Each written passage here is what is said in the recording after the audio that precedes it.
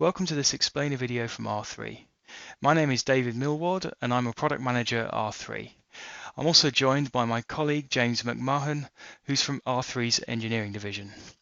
In this video, we're going to take a look at R3's new Gradle plugin that's available alongside the release of Corda 4.5.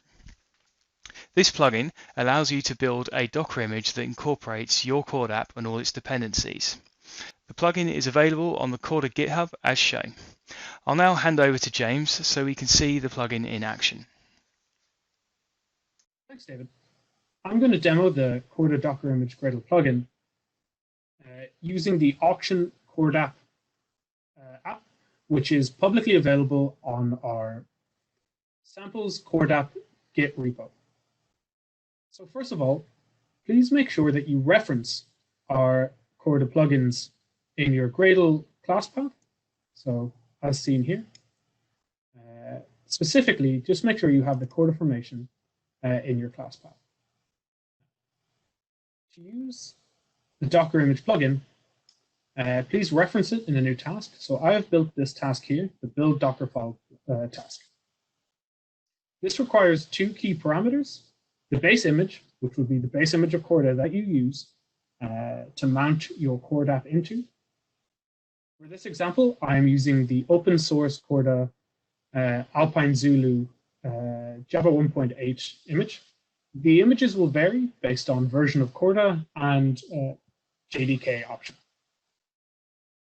The other required parameter is the Corda jars.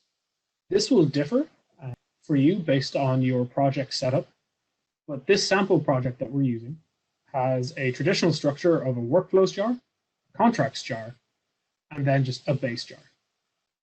So I am referencing all three and saying that the output of the workflows project will be the input of this, as well as the output of the contracts project and the jar itself. So we can then call this by specifying the task name using the Gradle W command.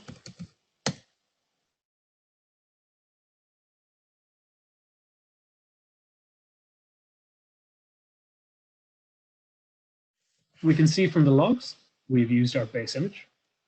We've written the Docker file to a location in the build directory, which we'll take a look at in a second. And we've built the image, so it is now available already to go in our list of built Docker images.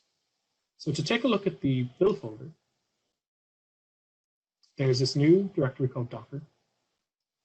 And inside we can see our contracts jar, our auctions CorDapp jar, and our workflows jar, as well as the Docker file that we generated as part of the task.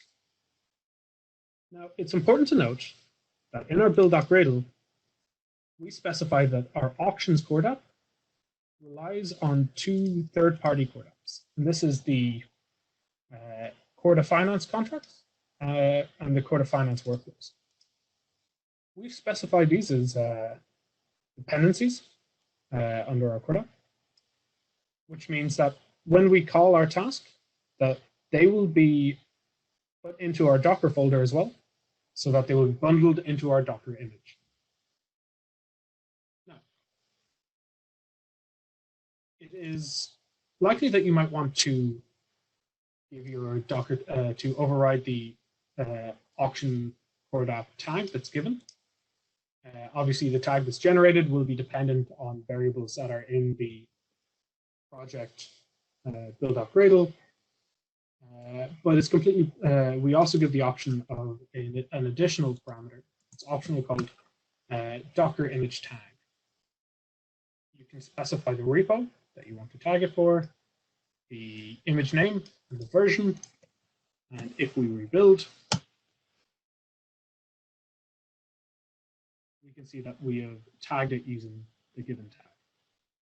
Now, lastly, for the purposes of more easily distributing your CorDapp, you might want to mount the network trust store into the CorDapp image. To facilitate this, you can specify to mount a network root trust store from the task, as seen here. You shouldn't change the name of your network trust store. The purpose here is simply just to give the location of it, so it is relative to the project. So I have the network root trust store on the root level of my project. So if we run the task again, we can see that we are copying the trust store into the build folder. And if I refresh my disk, we can see that we have copied in the network root trust store, and this is reflected in the Docker file.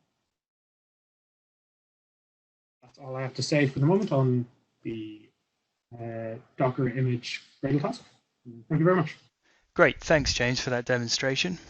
If you'd like to know anything more about this new feature or any of the other new features coming with Corda 4.5, please look out for our other explainer videos or browse to docs.corda.net. That is docs.corda.net. Thank you very much for watching.